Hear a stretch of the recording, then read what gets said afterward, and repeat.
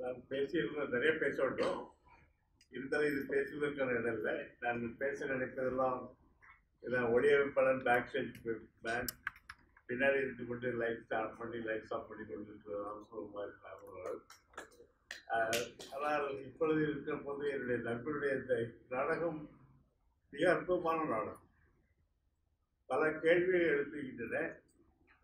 மனிதன் யார்? மனிதன் மந்தைகளாக வேண்டுமா? நம்முடைய புது சிஷ்ய பரம்பரைகள் எப்படி இருக்குது? ஒரு காலத்தில் ஒரு புது சிஷ்ய பரம்பரை, இன்னொரு காலத்தில் இன்னொரு புது சிஷ்ய பரம்பரை. இவர்கள் சொல்லிக் கொடுத்தது என்ன? மனிதன் கற்றுக்கொண்டது என்ன? மந்தைகளாக இருக்கின்றனா என்ற பல கேள்விகள் இருக்கின்றது. நிறைய கேள்விகள் இருக்கின்றன. இந்த கேள்விகளுக்கெல்லாம் விடை காண்பது என்பது ஒரு நாடகாசிரியருடைய வேலையும் அல்ல. நீங்கள் தான் பார்வையாளர்கள் இதை அர்த்தப்படுத்திக் கொள்ள வேண்டும்.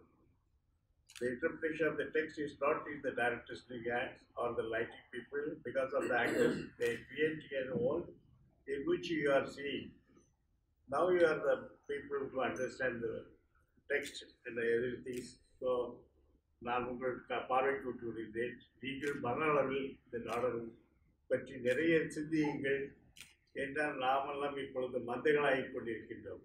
அரசியல்வாதிகளாக, மதவாதிகளாக, கட்சிவாதிகளாக நாமெல்லாம் அரசியலாகி மந்தைகளாகிக் கொண்டிருக்கோம். இந்த மந்த நிலையிலிருந்து மனிதன் மாற வேண்டும் என்றால் மரத்தில் ஏற வேண்டும் என்றெல்லாம் சொல்கிற மாதிரி இதெல்லாம் இருக்குது. அதனால் இந்த நண்பருடைய நாடகம் மிக அற்புதமான நாடகம்.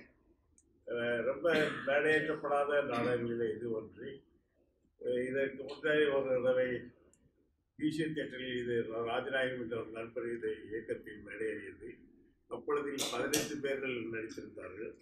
இப்பொழுது ஒரு 7 பேர் வைத்துக்கொண்டு கலைச்சோழன் முதலான நண்பர்கள் எல்லாருமே அது ஒர்க் பண்ணி இதை உருவாக்கி மீண்டும் இந்த நண்பருடைய கனவுகளை மீண்டும் மீண்டும் கனவாக்கி கொண்டிருக்கின்ற இந்த கூத்துப்பற்றை நடிகர்களுக்கு இதில் பங்கு பெற்ற அனைத்து நாடக ஆர்வலர் கலைஞர்களுக்கு என் நன்றியை வணக்கத்தை தெரிவித்துக் கொண்டு எல்லாவற்றுக்கும் மேலாக பார்வையாளர்களை உங்களுக்கும் நான் நன்றி சொல்ல வேண்டும். வித்தவுட் ஆடி இந்த ஃபோர்த் மேன் என்று சொல்லக்கூடியது அரங்கத்தில் ஃபோர்த் மேன் இயக்குனர், நாடகாசிரியர், நடிகர், பார்வையாளர்கள் இந்த நாடகம் என்று.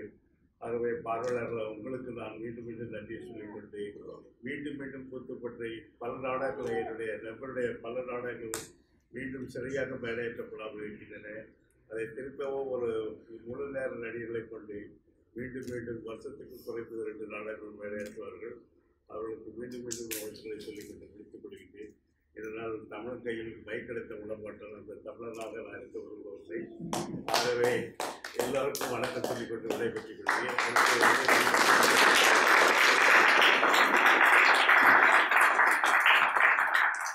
அடுத்து திரு கண்ணபிரசாத் அவர்கள் பேசுவார்கள்.